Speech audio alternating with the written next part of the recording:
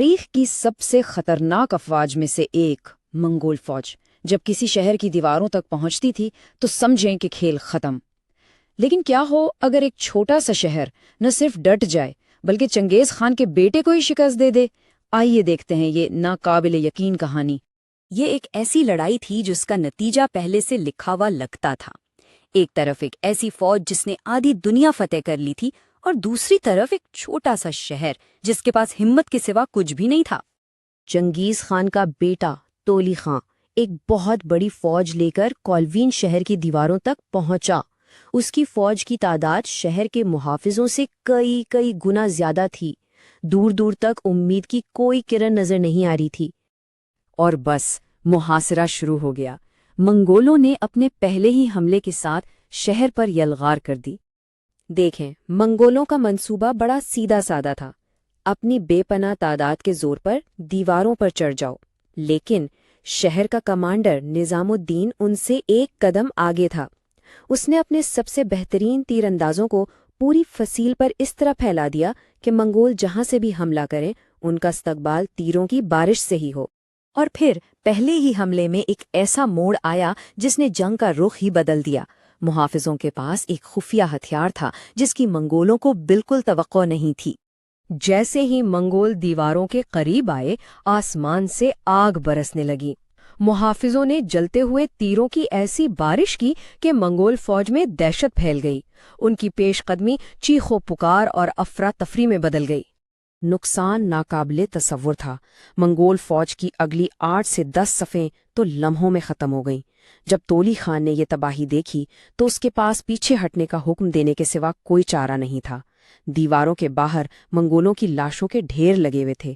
یہ ایک ایسی شکست تھی جو انہوں نے پہلے کبھی نہیں دیکھی تھی۔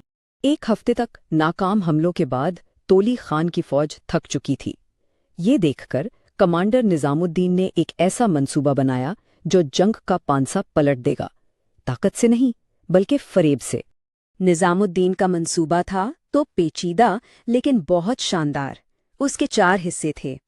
سب سے پہلے اس نے منگول کیمپ میں یہ افواہ پھیلائی کہ اس کی فوج بھاگنے والی ہے۔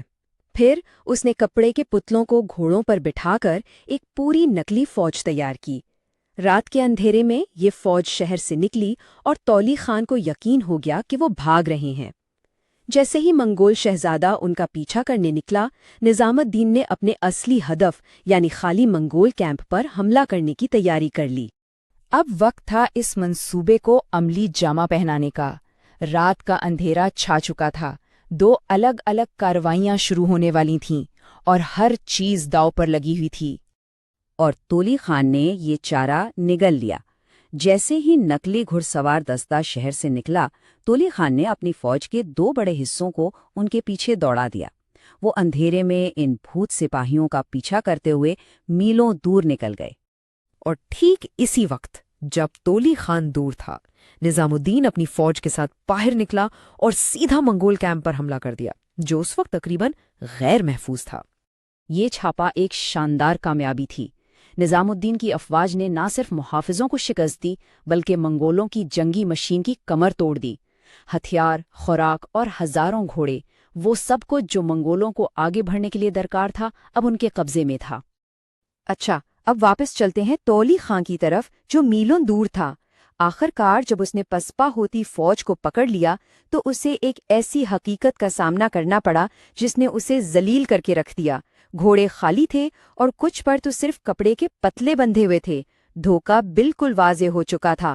جیسے ہی تولی خان کو اس دھوکے کا احساس ہوا، وہ غصے سے آگ بگولا ہو کر اپنے کیمپ کی طرف واپس پلٹا، یہ دیکھنے کے لیے کہ اس کی غیر موجودگی میں کیا ہوا ہے۔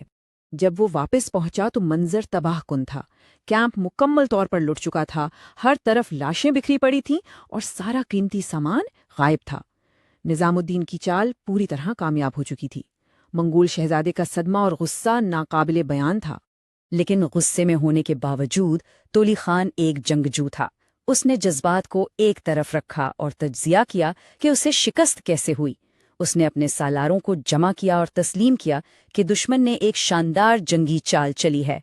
تولی خان نے اپنی شکست کو 3 حصوں میں بیان کیا۔ پہلا، ہمیں خالی گھوڑوں کے پیچھے دوڑا کر بے وقوف بنایا گیا۔ दूसरा, हमारे सारे वसाइल लूट लिए गए, और तीसरा, हमारे मुहाफिज मारे गए। ये एक फातेह का अपनी शिकस्त और दुश्मन की जहानत का खुला एतराफ़ था।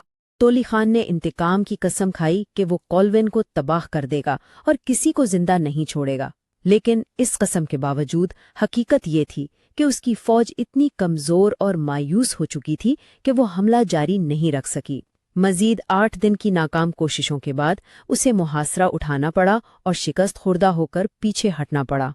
तो कॉल्विन की ये कहानी हमें एक लाजवाल सवाल पर छोड़ जाती है।